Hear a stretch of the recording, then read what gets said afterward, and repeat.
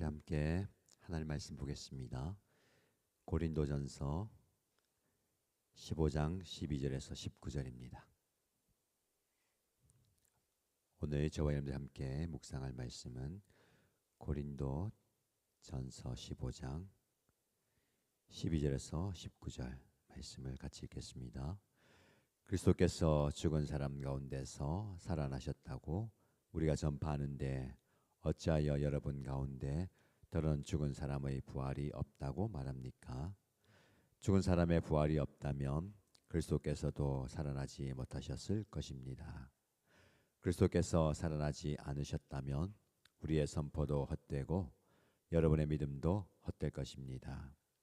우리는 또한 하나님을 거짓되이 증언하는 자로 판명될 것입니다. 그것은 죽은 사람이 살아난 일이 정말로 없다면 하나님께서 그리스도를 살리지 아니하셨을 터인데도 하나님께서 그리스도를 살리셨다고 하나님에 대하여 우리가 증언했기 때문입니다.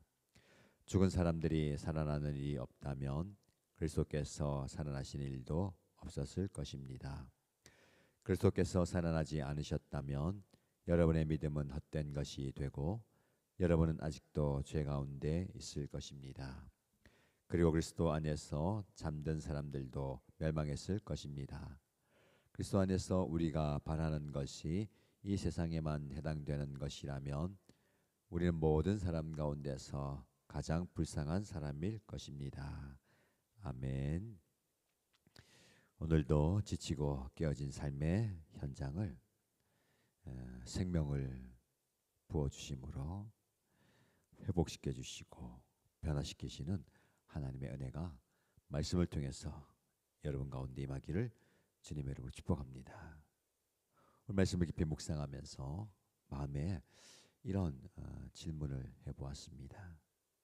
우리는 왜 부활을 믿는다고 확실하게 고백하면서도 정작 오늘 내게 주어진 삶의 무게와 피로감 앞에서는 아무런 소망도 없는 사람처럼 무기력하게 주저앉아 하루하루를 겨우 버텨내듯이 살아가는가라는 질문입니다. 우리에게는 부활을 철저하게 미래의 영역으로만 생각해 두려는 모습이 있습니다. 부활은 나중에 죽어서 천국 갈 때나 필요한 것이고 오늘 당장 나는 돈을 벌고 자녀를 키우고 아픈 몸으로 살아가야 하는 팍팍한 현실, 내 힘으로, 내 능력으로, 내 악으로 버텨야지. 부활과 우리의 삶을, 오늘의 우리의 삶을 단절시키곤 합니다. 여러분, 만약에 부활이 죽어서나 확인하는 가상의 영역이라면 바울이 목숨을 걸고 이 편지를 쓸 이유가 없었을 겁니다. 부활은 죽음이라는 인류 최고의 절망과 한계를 이미 역사 속에서 깨뜨리고 세상에서 가장 확실하고 강력한 현재를 살아내는 현실입니다. 가장 큰 절망인 죽음마저도 깨뜨렸다면 오늘 우리가 겪는 물질의 결핍과 건강의 약함, 인간관계의 허무함은 부활의 생명 앞에서 아무것도 아님을 고백합니다. 이 땅의 한계에 갇혀서 한숨을 쉬지 말고 이미 사망을 이기신 부활의 능력을 오늘 살아내는 것이 저와 여러분들에게 필요한 능력입니다. 바울이 고린도 교회 성도들에게 호소하는 강력한 내용이 이 부분입니다. 고린도 교인들은 눈앞의 은사나 세상 철학에 취해서 부활을 비현실적인 이야기로 생각하면서 오늘을 방종하거나 절망 속에서 살아가고 있습니다. 그래서 바울은 만약 부활이 없다면 우리가 그리스도 안에서 바라는 것이 고작 이 세상의 삶뿐일 텐데 그렇다면 우리는 세상에서 가장 불쌍한 사이다라고 선포하면서 부활이 있기에 오늘의 모든 수고와 눈물이 결코 헛되지 않은 영광스러운 현실이다라는 것을 증언합니다. 이 말씀을 통해서 저와 여러분 미래의 영역으로만 치부했던 부활을 나의 오늘의 삶으로 살아내고 그 부활을 통해서 당당하게 승리하는 여러분들 되시기를 축복합니다. 먼저 살펴볼 부분은 부활이 없다면 우리의 모든 현재적 믿음이 무의미합니다. 그래서 오늘 내 삶의 모든 한계를 뛰어넘는 부활의 역동성을 붙들고 살아야 됩니다.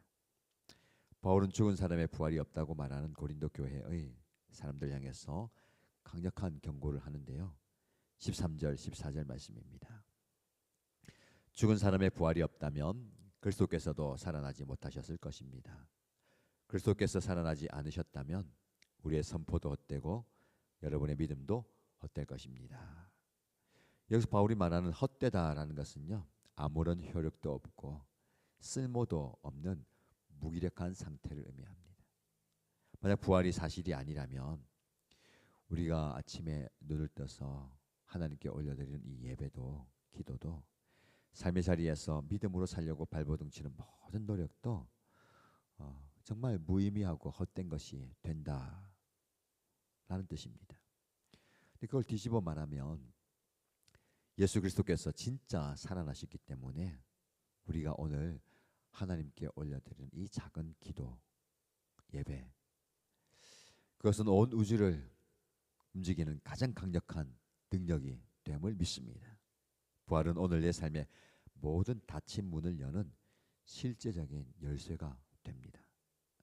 에베소서 1장 19절 20절 말씀에 또한 하나님의 힘의 강력한 작용을 따라 믿는 우리에게 베푸신 주님의 능력이 얼마나 지극히 큰지를 여러분이 알게 되길 바랍니다. 하나님께서는 이 능력을 그리스도 안에서 역사하게 하셔서 그분을 죽은 사람들 가운데서 살리시고 라고 말씀합니다.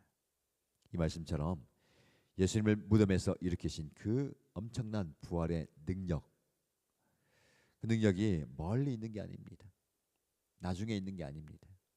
오늘 믿는 저와 여러분 안에서 똑같이 강력하게 역사하고 있다라는 사실을 믿으시길 축복합니다. 여러분 혹시 여러분이 내 형편은 이런데 내 건강은 이렇지, 내 한계가 분명한데 라고 하면서 무기력하게 오늘을 시작하고 하루를 살아가고 있지 않습니까? 여러분 안에서 꿈틀거리는 부활의 큰 능력을 신뢰하시기 바랍니다. 그리고 오늘 새롭게 하루를 시작하시고 이 하루를 은혜 가운데 능력 가운데 살아내는 여러분의 모습이 되기를 축복합니다. 이어질 말씀을 통해서 우리는 부활이 없다면 여전히 절망적인 존재입니다. 낙심과 두려움의 자리를 박차고 일어나서 오늘을 하나님이 주신 소망으로 채우시기를 축복합니다. 바울은 부활이 없을 때에 우리가 마주해야 할 가장 절망적인 실체를 말씀하는데요. 17절과 18절입니다. 그리스도께서 살아나지 않으셨다면 여러분의 믿음은 헛된 것이 되고 여러분은 아직도 죄 가운데 있을 것입니다. 그리고 그리스도 안에서 잠든 사람들도 멸망했을 것입니다. 만약 부활이 없다면 우리의 끝은 결국 무덤이고 멸망이고 영원한 실패입니다. 아무리 땅에서 몸부림치면서 살아간다 한들 결말이 비극이라면 오늘 우리가 이렇게 성실하게 열심히 살아가야 할 이유가 어디 있겠습니까? 예수님은 부활하심으로 사단이 쳐놓은 절망의 그물을 완전히 걷어내셨습니다. 인생은 결국 죽으면 끝이다, 고통뿐이다 라고 외치는 세상의 거짓말을 부활의 생명으로 뒤집어 놓으셨습니다. 그래서 그리스도인에게 오늘의 삶은 결코 망해가는 과정이 아니라 부활의 영광을 향해서 한 걸음 한 걸음 걸어가는 승리의 과정임을 믿으시길 바랍니다. 고린도후서 4장 14절 말씀에 주 예수를 살리신 분이 예수와 함께 우리도 살리시고 여러분과 함께 그분의 앞에 세워주시리라는 것을 우리는 알고 있습니다. 바울의 이 고백처럼 주님이 우리를 결국 살려내실 것을 완벽하게 알고 있고 믿기 때문에 우리는 오늘 일하는 삶의 자리에서 절대로 낙심하거나 절망하거나 포기하지 않을 것입니다. 여러분 혹시 사단이 주는 거짓말, 너의 인생은 결국 실패할 거야, 다 끝장났어, 그렇게 해도 안 돼. 라는 그 거짓말, 절망의 소리에 속아서 눈물 흘리고 있지는 않습니까? 죽음도 이기신 주님, 그 주님이 여러분과 함께 하심을 신뢰하시고 여러분을 붙들고 계심을 믿으시길 축복합니다. 오늘의 낙심된 상황, 좌절된 형편을 기쁨으로 바꾸어내고 그 기쁨의 삶을 회복하는 여러분들 되시기를 축복합니다. 부활이 없다면 이 세상의 삶이 전부인 불쌍한 자가 됩니다. 그래서 땅의 가치에 목매지 말고 하늘의 가치를 오늘 살아내시기를 바랍니다. 바울은 오늘을 살아가는 그리스도인의 정체성을 아주 날카롭고 그리고 매력적으로 지적합니다. 19절 말씀인데요. 그리스도 안에서 우리가 바라는 것이 이 세상에만 해당되는 것이라면 우리는 모든 사람 가운데서 가장 불쌍한 사람일 것입니다. 여러분, 이 땅에 있는 것만 바라보고 이 땅에 있는 것이 끝나버린다면 정말 불쌍한 인생이라는 겁니다. 그런데 이것을 거꾸로 뒤집어 보세요. 우리에게 부활이 너무나 확실하고 영원한 실제이기 때문에 이 땅의 삶에 목을 매지 않는 가장 고기롭고 행복하고 당당한 사람이라는 뜻입니다. 만약 이 세상이 전부라면 우리는 더 많이 움켜쥐고 더 많이 남을 밟고 올라가야 됩니다. 근데 우리에게 눈부신 부활의 세상이 약속되어 있기 때문에 오늘 내가 조금 손해보더라도 내 시간을, 내 물질을, 내 가진 것을 이웃을 위해서 내어줄 수 있고 조금 억울해도 용서하고 이해할 수 있고 용납할 수 있고 아무도 알아주지 않아도 묵묵하게 헌신할 수가 있습니다. 부활을 믿는 사람은 오늘 살아가는 삶의 방식과 삶의 스케일을 세상과 완전히 다르게 살아갈 수 있는 겁니다. 골로새서 3장 1절 2절 말씀에 그러므로 여러분이 그리스도와 함께 살려심을 받았으면 위에 있는 것들을 추구하십시오. 거기에는 그리스도께서 하나님의 오른쪽에 앉아 계십니다. 여러분은 위에 있는 것을 생각하고 땅에 있는 것들을 생각하지 마십시오.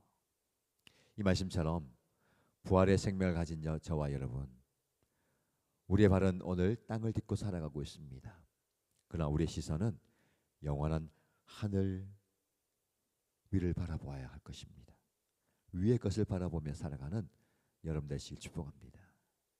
혹시 여러분 입술로는 부활을 말하지만 정작 오늘 살아가면서 돈 몇 푼 때문에 벌벌 떨고 내 자존심 하나 상한 것 때문에 밤잠을 설치면서 세상 사람들보다 더 지독하게 땅의 것에 집착하면서 살아가고 있지는 않습니까?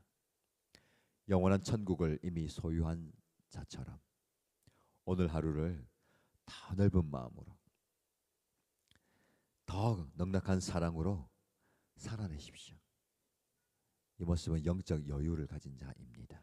너무 급급하게 너무 옹졸하게가 아니라 좀 여유롭게 너그럽게 품어주고 안아주고 챙겨주면서 부활의 산소망을 오늘 삶 가운데 살아내는 저와 여러분 되시기를 주님의 이름으로 축복합니다.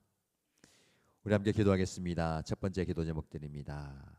부활을 죽음 이후의 먼 미래로만 생각한 채 오늘 내 힘으로만 버티려 했던 무기력함을 회개합니다.